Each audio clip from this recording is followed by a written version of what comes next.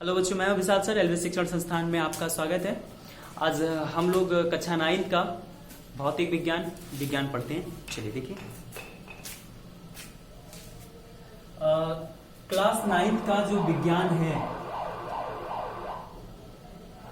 पहले जब हम क्लास 9 का विज्ञान पढ़ते थे तो क्लास 9 के विज्ञान में आप देखते थे कि ये विज्ञान जो है आपका, ये पहले की किताबों में 3 रूपों में बटा हुआ करता था।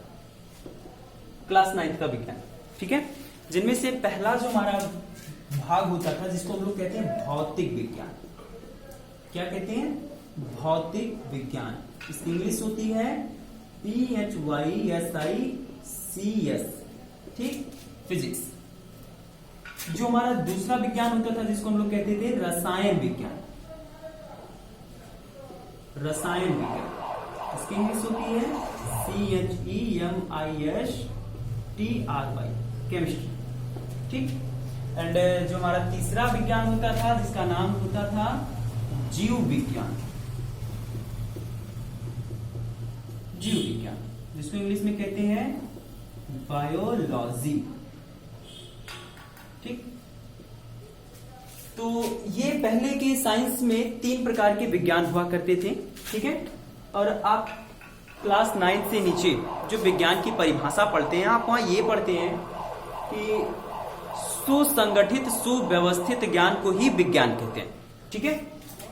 अभी जो प्रेजेंट टाइम में जो आप किताबें जो पढ़ेंगे एनसीईआरटी बेस पर, वो इन तीनों रूपों को एक ही में करके दिया गया, ठीक है। मतलब कि फिजिक्स, केमिस्ट्री, बायोलॉजी, ये जो तीनों चीजें अलग अलग हुआ करती थी, अभी ये तीनों को एक में इकट्ठा कर दिया, ठीक है।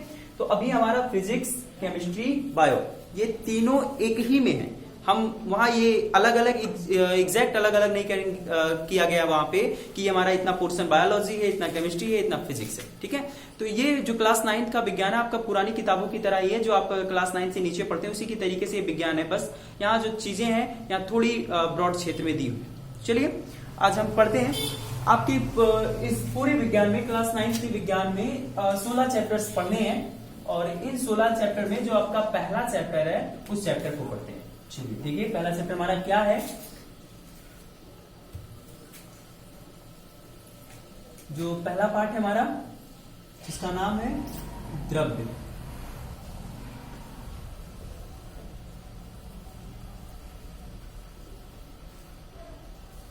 अध्याय 1,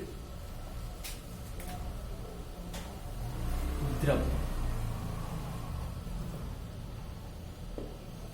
ये हमारा पहला चैप्टर है, ठीक है। तो द्रव्य, ये जो चैप्टर हम पढ़ेंगे, चैप्टर एक्चुअली केमिस्ट्री का भाग है। तो चलिए देखते हैं क्या होता है द्रव्य। द्रव्य यानी इंग्लिश में इसको मैटर कहते हैं, ठीक। अब हमें समझना है पहले कि द्रव्य होता क्या है। चलिए सीखते हैं कि द्रव्य क्या होता है, जिसको हम लोग पदार्थ भी कहते हैं। इसकी जो परिभाषा होती है, पहले परिभाषा सुनिए आप। देखिए, वे सभी वस्तुएं जिनमें भार होता है तथा जो स्थान घेरते हों तथा जिन्हें हम प्रत्यक्ष या अप्रत्यक्ष रूप से उनको महसूस कर सकते हैं, उनका अनुभव कर सकते हैं, ऐसी सभी वस्तुएं पदार्थ कहलाती हैं, द्रव्य कहलाती हैं। एक बार फिर से परिभाषा सुनिए। पदार्थ की परिभाषा क्या होती है? वे सभी वस्तुएं जिनमें भार पाया जाता हो, जो स्थान घेरते हो, जिन्हें प्रत्यक्ष या अप्रत्यक्ष रूप से हम उन्हें महसूस कर सकें, ऐसी सभी वस्तुएं द्रव्य कहलाती हैं। बात समझ में आई? ठीक है। उदाहरण के तौर पे जैसे लकड़ी हो गया, लोहा हो गया, किताब हो गया, पेन हो गया, इत्यादि। मतलब सारी चीजें, जैसे हवा हो गई, गैस कोई हो गया, तो ये सारी चीजें जो है, जो हम जो स्थान घेरता हो, जिसमें भार होता हो, ये सारी वस्तुएं आपकी क्या कहलाती हैं? द्रव्य कहलाती हैं, ठीक है। तो द्रव्य की परिभाषा क्या होती है? वे सभी वस्तुएं जिनमें भार पाया जाता है तथा जिनमें जो स्थान घेरते हो और जिन्हें हम प्रत्यक्ष या अप्रत्यक्ष रूप से देख सकते हो। बात समझ में? नहीं देख भी सकते हैं तो उनको हम प्रत्यक्ष या अप्रत्यक्ष रूप से महसूस कर सकते हैं। जैसे उदाहरण के तौर पे अभी मैंने बताया कि हवा जो है ये आपका द्रव्य है, ये आपका पदार्थ है। तो कैसे आप समझेंगे? कि ये द्रव्य है, ये हवा है, कैसे परिभाषा से इसको रिलेट कर पाएंगे? देखिए, हवा को हम देख तो नहीं सकते, प्रत्यक्ष रूप से देख तो नहीं सकते, लेकिन हवा जो होता है ये स्थान घेरता है। आप हवा को किसी बलून में भरिए तो बलून का जितना आयतन होता है वो आयतन वो हवा कवर कर लेती है, ठीक है, वो स्थान घेर लेती है। बात समझ में? तो इस प्रकार से हवा जो होती है स्थान घेरती है। अब महसूस करने वाली बात है, देख तो नहीं सकते लेकिन हवा को हम भली भांति अच्छी तरीके से महसूस कर सकते हैं, ठीक है। अगर हम लकड़ी ले लेते हैं, जैसे ये डस्टर हो गया, इस डस्टर को हम जब उठा रहे हैं तो इसमें कुछ वजन है, कुछ वेट है जो हमको महसूस हो रहा है, ये प्रत्यक्ष रूप से महसूस हो रहा है, इसमें वेट है, इसको हम टच कर पा रहे हैं, देख पा रहे हैं, तो ये प्रत्यक्ष रूप हो गया, ठीक है। और मेरे हाथ पे जितना स्थान है, जब मैंने इसको रखा तो ये उतना स्थान कवर कर ले रहा है, घेर ले रहा है, तो ये जो है ये हमारा द्रव्य कहलाएगा। बात समझ में आई? ठीक है। तो द्रव्य क्या होता है, मैटर क्या होता है? वे सभी वस्तुएं जिनमें भार होता है तथा जो स्थान घेरते हो एवं जिन्हें हम प्रत्यक्ष या अप्रत्यक्ष रूप से महसूस कर सकते हैं, द्रव्य कहलाते हैं। ठीक है। अब पहली बात तो ये कि द्रव्य कितने प्रकार का होता है। ठीक है। तो द्रव्य कितने प्रकार का होता है, जब भी आपसे पूछा जाए तो आप यही कहते हैं कि द्रव्य 3 प्रकार का होता है। ठीक है, जो कि गलत है। द्रव्यों के प्रकार केवल 2 होते हैं। द्रव्यों के जो 3 आप प्रकार कहते हैं, ठोस, द्रव, गैस, ये एक्चुअली में द्रव्यों की अवस्थाएं होती हैं, पदार्थों की अवस्थाएं होती हैं। ठीक है। तो जो द्रव्य होते हैं, द्रव्य का जो प्रकार होता है, इनके 2 प्रकार होते हैं। पहला जो इनका पार्टीशन किया गया है, वो पार्टीशन पदार्थों के भौतिक गुणधर्म पर आधारित है। ठीक है। किस पर आधारित है? भौतिक गुण पर आधारित। दूसरा जो है भौतिक गुण के आधार पर। दूसरा जो है ये है रासायनिक गुण के आधार पर। ठीक है। ये हमारे 2 प्रकार। कभी भी पूछा जाए आपसे कि द्रव्य कितने प्रकार के होते हैं, तो उनके 2 प्रकार ये हैं। पहला आपका भौतिक गुणधर्म के आधार पर, दूसरा रासायनिक गुणधर्म के आधार पर। इन्हीं दोनों के आधारों पर जो द्रव्य हैं, जो वस्तुएं हैं, पदार्थ हैं, इन्हें 2 भागों में बांटा गया है। ठीक है। अगर अब हम बात करें कि अगर ये प्रकार है ठोस, द्रव, गैस, ये क्या है? देखिए, ये जो 3 एलिमेंट आप देख रहे हैं लिखा हुआ, ये एक्चुअली द्रव्य की अवस्थाएं हैं। क्या है? अवस्थाएं। अवस्थाओं का मतलब स्टेज। ठीक है। तो ये जो चीजें हैं, ये आप ध्यान में रखेंगे कि जो द्रव्य होता है, द्रव्यों की जो अवस्थाएं होती है, ये 3 प्रकार की होती है, ना कि वो द्रव्य आपका 3 प्रकार का होता है। द्रव्य 2 प्रकार के होते हैं। पहला जो उनका पार्टीशन किया गया है, द्रव्यों के भौतिक गुणधर्म के आधार पर किया गया। भौतिक गुणधर्म का मतलब हो गया कि उनकी बनावट कैसी है, संरचना कैसी है, आकार कैसा है, रंग रूप कैसा है। ठीक है। और रासायनिक गुणधर्म का मतलब हो गया कि उनका क्वथनांक क्या है, गलनांक क्या है, वो अभिक्रियाएं कैसी करती हैं, उनका इसी क्या है, मतलब कि वो जो हमारे जितने भी एलिमेंट हैं, पदार्थ हैं, वो किस प्रकार के प्रयोगशालाओं में यूज किए जाते हैं। तो ये जो रूप है, ये रासायनिक गुणधर्म के आधार पे उन्हें बांटा गया है। बात समझ में आई? ठीक है। तो अब हम जो अगला टॉपिक पढ़ने वाले हैं, जो बड़ा महत्वपूर्ण है, उसको देखते हैं। वो टॉपिक का नाम है द्रव्य की अवस्थाएं। द्रव्य की अवस्थाएं।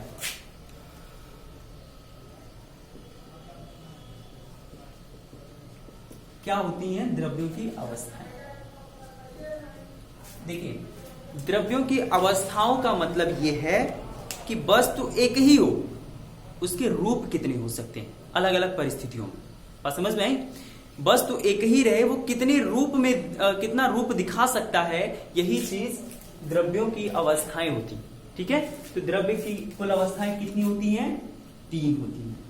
द्रव्यों की कितनी अवस्थाएं होती हैं? 3 होती हैं। पहला होता है आपका ठोस, जिसको इंग्लिश में कहते हैं सॉलिड। ठीक। दूसरा होता है आपका द्रव, जिसको इंग्लिश में कहते हैं लिक्विड। तीसरा होता है आपका गैस, जिसको इंग्लिश में गैस ही बोला जाता है। ठीक है। तो ये द्रव्यों की 3 अवस्थाएं हैं। उदाहरण के तौर पे एक बार अवस्था को हम फिर से समझते हैं कि द्रव्य की अवस्था का मतलब क्या है। अभी मैंने बताया कि एक ही वस्तु के कितने रूप हो सकते हैं, ये चीज द्रव्य की अवस्थाएं कहलाती। उदाहरण के तौर पे जैसे पानी है आपका, नॉर्मल टेम्परेचर पर, नॉर्मल सामान्य ताप पर पानी जो होता है ये लिक्विड फॉर्म में, मतलब एक बहने वाला तरल पदार्थ होता है।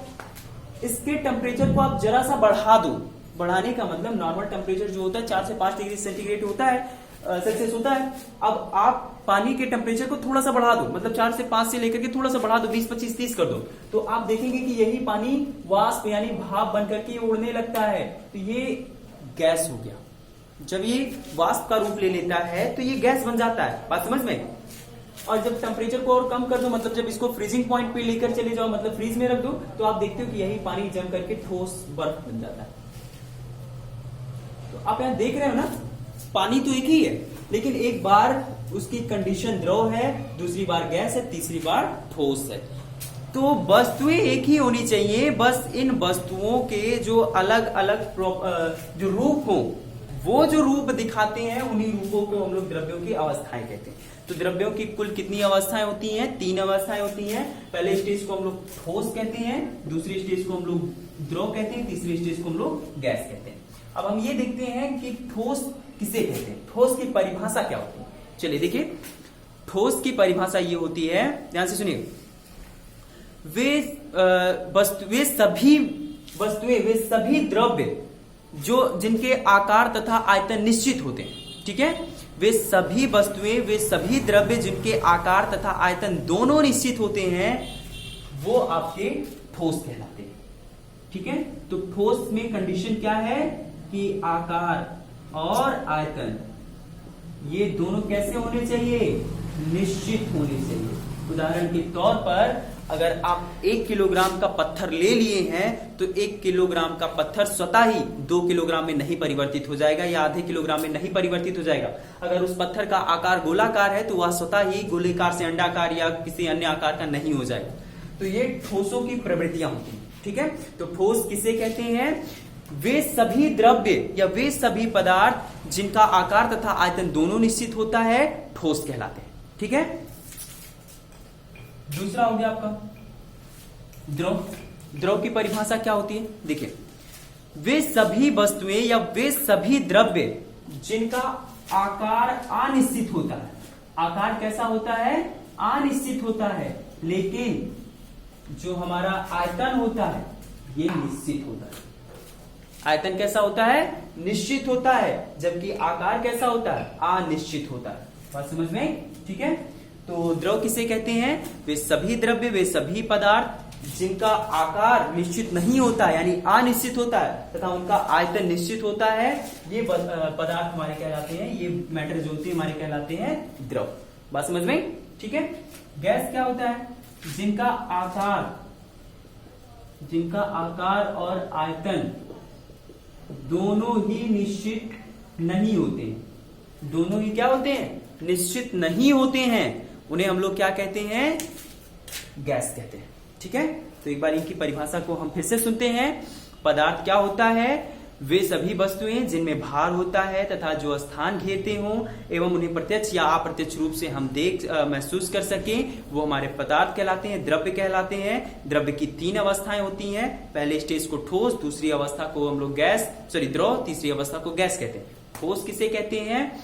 वे सभी द्रव्य जिनका आकार तथा आयतन निश्चित होता है, वो हमारे ठोस कहलाते हैं, तथा वे सभी द्रव्य जिनका आकार निश्चित नहीं होता यानी अनिश्चित होता, लेकिन इनका आयतन निश्चित होता है, ऐसे सभी द्रव्य जो होते हैं, ऐसे सभी वस्तुएं जो होती हैं, ये हमारी द्रव कहलाती हैं। और जिनका आकार एवं आयतन दोनों ही निश्चित नहीं होता यानी वो अनिश्चित होते हैं, ऐसे सभी पदार्थों को हम लोग गैस कहते हैं। ठीक है, तो आज के लिए बस इतना ही, शेष पढ़ते हैं कल।